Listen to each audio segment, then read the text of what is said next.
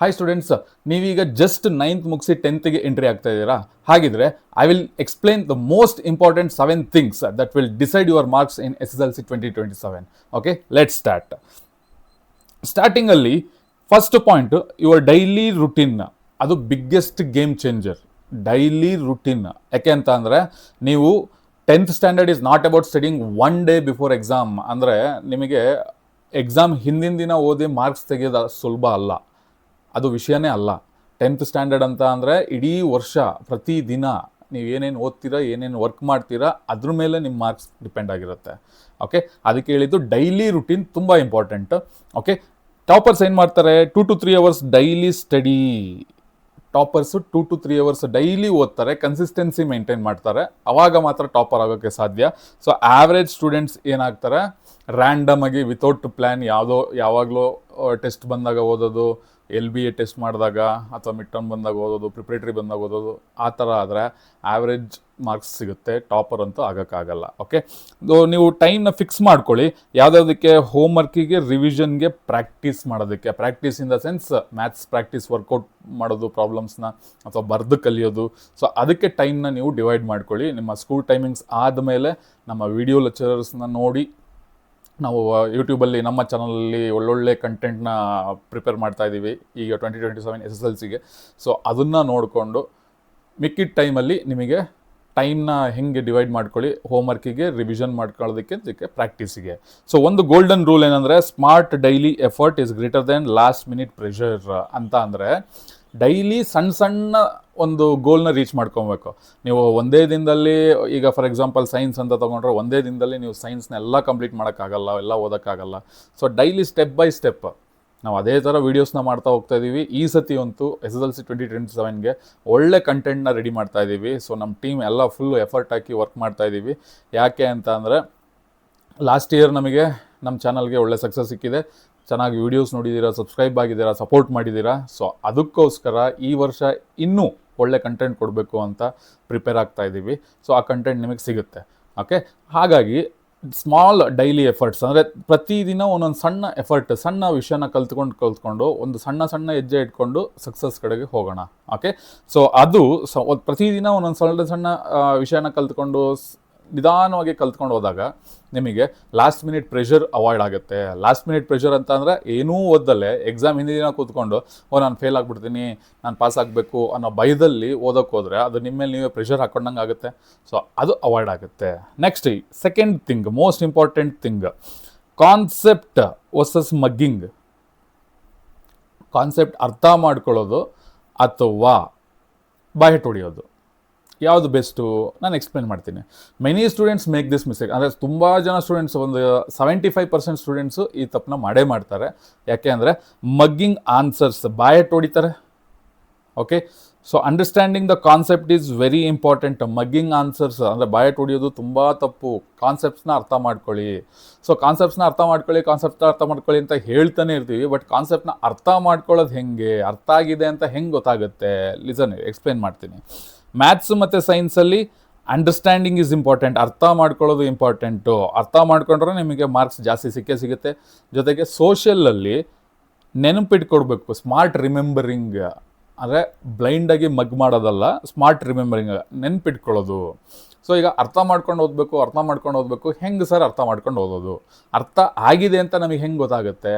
Listen year, ನಿಮಗೆ ಅರ್ಥ ಆಗಿದೆ ಒಂದು ಕಾನ್ಸೆಪ್ಟ್ ಅಂತ ಅಂದರೆ ನೀವು ಇನ್ನೊಬ್ಬರಿಗೆ ನಿಮ್ಮ ಓನ್ ವರ್ಡ್ಸಲ್ಲಿ ಅದನ್ನು ಎಕ್ಸ್ಪ್ಲೇನ್ ಮಾಡೋ ಲೆವೆಲಿಗೆ ಬರ್ತೀರಲ್ಲ, ಸೊ ಅವಾಗ ಅದು ನಿಮಗೆ ಅರ್ಥ ಆಗಿದೆ ಅಂತ ಅರ್ಥ. ಓಕೆ, ಅರ್ಥ ಆದ್ರೇ ನೀವು ಬೇರೆಯವರಿಗೆ ಎಕ್ಸ್ಪ್ಲೇನ್ ಮಾಡೋಕ್ಕಾಗೋದು. ಈಗ ಟೀಚರ್ಸ್, ನಾವಾಗಲಿ, ನಿಮ್ಮ ಸ್ಕೂಲಲ್ಲಿ ಪಾಠ ಮಾಡೋರಾಗಲಿ, ಎಲ್ಲರೂ ನಮಗೆ ಅರ್ಥ ಆಗಿರೋದಕ್ಕೆ ನಿಮಗೆ ಎಕ್ಸ್ಪ್ಲೇನ್ ಮಾಡ್ತಾ ಇರ್ತೀವಿ. ಓಕೆ, ಅದೊಂದು ಸಣ್ಣ ಟ್ರಿಕ್. ನಮಗೆ ಅರ್ಥ ಆಗಿದೆ ಅಂದಾಗಲೇ ನಾವು ಬೇರೆಯವರಿಗೆ ಅರ್ಥ ಮಾಡ್ಸೋಕ್ಕಾಗೋದು, ಎಕ್ಸ್ಪ್ಲೇನ್ ಮಾಡೋಕ್ಕಾಗೋದು ನಮ್ಮ ಓನ್ ವರ್ಡ್ಸಲ್ಲಿ. ಕರೆಕ್ಟಾ? ಸೊ ಹಾಗಾಗಿ ರೂಲ್ ಏನಂದರೆ, if you can explain it in your own words, you understood it. Okay, ನೀವು ನಿಮ್ಮ ಓನ್ ವರ್ಡ್ಸಿಂದ ಒಂದು ಕಾನ್ಸೆಪ್ಟ್ನ ಓದಿರ್ತೀರಾ, ಅಥವಾ ಮ್ಯಾಥ್ಸ್ ಯಾವುದೋ ಒಂದು ಪ್ರಾಬ್ಲಮ್ನ ಅರ್ಥ ಮಾಡ್ಕೊಂಡಿರ್ತೀರಾ. ಸೊ ಅದನ್ನು ನೀವು ಬೇರೆ ನಿಮ್ಮ ಫ್ರೆಂಡ್ಸಿಗೆ ಯಾರು ಕೇಳಿದಾಗ, ಅದನ್ನು ಬೇರೆ ನಿಮ್ಮ ಫ್ರೆಂಡ್ಸಿಗೆ ನಿಮ್ಮ ಓನ್ ವರ್ಡ್ಸಲ್ಲಿ, ಓನ್ ವೇ ಆಫ್ ಎಕ್ಸ್ಪ್ಲನೇಷನ್ ಕೊಟ್ಟಾಗ ಅದು ನಿಮಗೆ ಅರ್ಥ ಆಗಿದೆ ಅಂತ ಅರ್ಥ. ಓಕೆನಾ? Done. Next third thing, writing practice. ಇದು secret of topper. Okay, topper ಸೀಕ್ರೆಟೇ ಇದು, ರೈಟಿಂಗ್ ಪ್ರಾಕ್ಟೀಸ್. ಯಾಕೆ, reading alone will not give marks. ಬರೀ ಓದೋದ್ರಿಂದ ಮಾರ್ಕ್ಸ್ ಸಿಗಲ್ಲ ನಿಮಗೆ. ಎಷ್ಟೋ ಜನ ತುಂಬ ಮಿಸ್ಕನ್ಸೆಪ್ಷನ್ ಇದೆ, ನಾವು ಓದ್ಕೊಂಡ್ಬಿಟ್ರೆ ಮಾರ್ಕ್ಸ್ ಸಿಕ್ಬಿಡುತ್ತೆ, ಎಕ್ಸಾಮಲ್ಲಿ ಬರೆದು ಬಿಡ್ಬೋದು. ನೆವರ್. ನೀವು ಓದೋದ್ರ ಜೊತೆಗೆ ಬರೆದು ಪ್ರಾಕ್ಟೀಸ್ ಮಾಡಬೇಕು. Okay, you must write. ಬರೀ ಓದೋದಲ್ಲ, ಯು ಮಸ್ಟ್ ರೈಟ್. ಮ್ಯಾಥಮೆಟಿಕ್ಸ್ ಅಂದರೆ ಸಾಲ್ವ್ ಮಾಡಬೇಕು, ಡೈಲಿ ಸಾಲ್ವ್ ಮಾಡಬೇಕು ಅದನ್ನು. Okay, next science, right answers, chemical equations ಇರುತ್ತೆ, ಡಯಾಗ್ರಾಮ್ಸ್ ಇರುತ್ತೆ, ಅದನ್ನು ಬರೆದು ಕಲಿಬೇಕು. ಸೋಷಿಯಲ್ 5 ಮಾರ್ಕ್ಸ್ ಕ್ವಶನ್ನ ನಾನು ಹೋದ ವರ್ಷ ಎಕ್ಸಾಮ್ಸ್ಗೆ ಹೆಂಗೆ ಆನ್ಸರ್ ರೈಟಿಂಗ್ ಸೋಷಿಯಲಲ್ಲಿ ಹೆಂಗೆ ಮಾಡಬೇಕು ಅನ್ನೋದನ್ನು ಎಕ್ಸ್ಪ್ಲೇನ್ ಮಾಡಿದ್ದೀನಿ.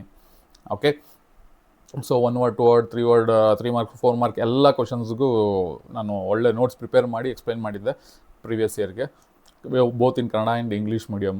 ಸೊ ಅದೇ ಥರ ಇನ್ನೂ ಒಳ್ಳೊಳ್ಳೆ ಕಂಟೆಂಟ್ ಇವಾಗ ಬರುತ್ತೆ, ಚಾಪ್ಟರ್ ವೈಸ್ ಎಕ್ಸ್ಪ್ಲನೇಷನ್ ಬರುತ್ತೆ ಈ ವರ್ಷ. ಓಕೆ, ಅದಕ್ಕೆಲ್ಲ ಪ್ರಿಪ್ರೇಷನ್ ಆಗ್ತಾ ಇದೆ. ಜಸ್ಟ್ ನಿಮಗೊಂದು ಇನ್ಫಾರ್ಮೇಷನ್, ಏನು ಈಗ 9th ಮುಗಿಸಿ 10th ಜಂಪ್ ಆಗ್ತಾ ಇದ್ದೀರಲ್ಲ, ಸೊ ಏನೇನು ತಲೆಯಲ್ಲಿ ಇರಬೇಕು, ಹೆಂಗೆ ಓದಬೇಕು, ಏನು ತಪ್ಪು ಮಾಡಬಾರ್ದು ಅನ್ನೋದಕ್ಕೆ ಮುಂಜಾಗ್ರತೆ ಕ್ರಮ ಅಂದರೆ ಪ್ರಿಕಾಷನ್ಸ್. ಹಾಗಾಗಿ ನಾವು ಈ ವಿಡಿಯೋನ ಮಾಡ್ತಾ ಇರೋದು. ಓಕೆ, ಸೊ ಯಾಕೆ ಇಷ್ಟೆಲ್ಲ ಮ್ಯಾಥ್ಸ್ ಡೈಲಿ ಸಾಲ್ವ್ ಮಾಡಬೇಕು, ಸೈನ್ಸ್ ಆನ್ಸರ್ಸ್ ರೈಟಿಂಗ್ ಮಾಡಬೇಕು, social answer writing, presentation skill improve ಮಾಡ್ಕೊಬೇಕು, ಯಾಕೆ ಹೇಳ್ತಾ ಇದ್ದೀನಿ ಅಂದರೆ, ಎಕ್ಸಾಮ್ ಅಂತ ಅಂದರೆ ರೈಟಿಂಗ್ ಸ್ಪೀಡ್ ಪ್ಲಸ್ ಪ್ರೆಸೆಂಟೇಷನ್ ಎರಡೂ ಇರಬೇಕು. ನೀವು ಬರೀ ಓದ್ಕೊಂಡೋಗಿ ಎಕ್ಸಾಮಲ್ಲಿ ಡೈರೆಕ್ಟಾಗಿ ಬರಿತೀನಿ ಅಂದರೆ ರೈಟಿಂಗ್ ಸ್ಪೀಡ್ ಬರೋಲ್ಲ. ಯಾಕಂದರೆ ಇಷ್ಟು ಟೈಮ್ 2.5 ಗಂಟೆ 3 ಗಂಟೆ ಒಳಗೆ ನೀವು ಎಕ್ಸಾಮ್ ಬರೀಬೇಕಾಗಿರುತ್ತೆ. ಡೈರೆಕ್ಟಾಗಿ ಬರೆಯೋಕೆ ಹೋದ್ರೆ ಆಗಲ್ಲ. ಅದು ಕೂಡ ನಿಮಗೆ ರೈಟಿಂಗ್ ಬರೆದು ಕಲಿಯೋದ್ರಿಂದ ತಲೆಲೂ ಉಳ್ಕೊಳ್ಳುತ್ತೆ, ಜೊತೆಗೆ ರೈಟಿಂಗ್ ಸ್ಪೀಡು ಕೂಡ ಇಂಪ್ರೂವ್ ಆಗುತ್ತೆ, ಜೊತೆಗೆ presentation skill, answer writing skill ಅದು ಕೂಡ ಚೆನ್ನಾಗಿರುತ್ತೆ. ಅದಕ್ಕೋಸ್ಕರ ಈ ಥರ ಪ್ರಾಕ್ಟೀಸ್ ಮಾಡ್ಕೊಳ್ಳಿ. Okay, 4th thing, revision system. Most ignored. ತುಂಬ ಜನ ಸ್ಟೂಡೆಂಟ್ಸು ಈ ರಿವಿಷನ್ ಮಾಡೋದನ್ನು ಬಿಟ್ಟೇ ಬಿಡ್ತಾರೆ, ಇಗ್ನೋರ್ ಮಾಡ್ತಾರೆ, ನೆಗ್ಲೆಕ್ಟ್ ಮಾಡ್ತಾರೆ. Revision is important. ನಾನು ಯಾವಾಗಲೂ ಹೇಳ್ತೀನಿ, memory is nothing but revision. ಹುಡ್ತಾನೆ ಯಾರು ಬುದ್ಧಿವಂತರಾಗಿರಲ್ಲ. ಓಕೆ, ಎಷ್ಟು ಟೈಮ್ ರಿವಿಷನ್ ಮಾಡ್ತೀವೋ ಅಷ್ಟು ಟೈಮ್ ನಮಗೆ ತಲೆಯಲ್ಲಿ ಕೂತ್ಕೊಳ್ಳುತ್ತೆ, ಅದೇ ಮೆಮೊರಿ. ಹುಡ್ತಾನೆ ಯಾರು ಮೆಮೊರಿ ಇಟ್ಕೊಂಡು ಬರಲ್ಲ. ಓಕೆನಾ? Next, students study but forget everything. ಅದಕ್ಕೆ ಹೇಳಿದ್ದು, ಬರೀ ಓದ್ತಾರೆ, ರಿವೈಸ್ ಮಾಡೋಕ್ಕೆ ಮರ್ತು ಬಿಡ್ತಾರೆ. ರಿವೈಸ್ ಮಾಡಲಿಲ್ಲ ಅಂದರೆ ತಲೆಗೆ ಒಂದು ಸತಿ ಕೂತ್ಕೊಂಡು ಓದಿದ್ರೆ ಅರ್ಥ ಆಗುತ್ತೆ, ಬಟ್ ತಲೆಯಲ್ಲಿ ಉಳ್ಕೊಳ್ಳಲ್ಲ. ಓಕೆ, ರಿವೈಸ್ ಮಾಡ್ತಾ ಇರಬೇಕು. Because no revision system. Revision system ಪಕ್ಕಾ ಬೇಕು. ಈಗ ನಾವು ಹೇಳ್ತೀವಿ 1-4-7 ರೂಲ್. ಇವತ್ತು ಓದಿರ್ತೀವ, ಇದನ್ನು 4 ದಿನ ಬಿಟ್ಟು ರಿವೈಸ್ ಮಾಡಬೇಕು, ಮತ್ತು 7 ದಿನ ಬಿಟ್ಟು ರಿವೈಸ್ ಮಾಡಬೇಕು. ಅವಾಗ ಕರೆಕ್ಟಾಗಿ ತಲೆಯಲ್ಲಿ ಕೂತ್ಕೊಳ್ಳುತ್ತೆ, ಮರೆಯೋದೇ ಇಲ್ಲ.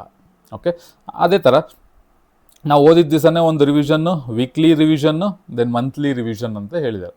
ಓಕೆ, ಇದನ್ನಾದರೂ ಫಾಲೋ ಮಾಡಿ ಅಥವಾ ಇದನ್ನಾದರೂ ಫಾಲೋ ಮಾಡಿ. ಅರ್ಥ ಆಯ್ತಾ?